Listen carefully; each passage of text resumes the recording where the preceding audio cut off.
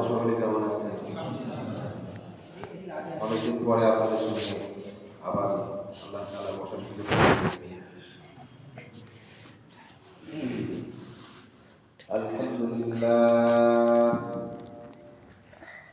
আলহামদুলিল্লাহ ওয়া কাফা ওয়া সালামুন আলা ইবাদিহিল্লাযীনা ইসতাফা।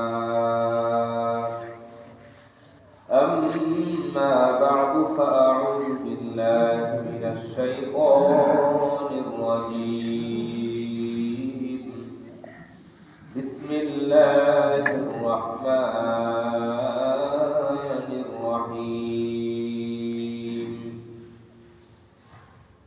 ولقد يسرنا القرآن للذكر فهل من مدكر. وقال تعالى في آية أخرى وذكر فإن الذكرى تنفع المؤمنين. صدق الله مولانا العظيم.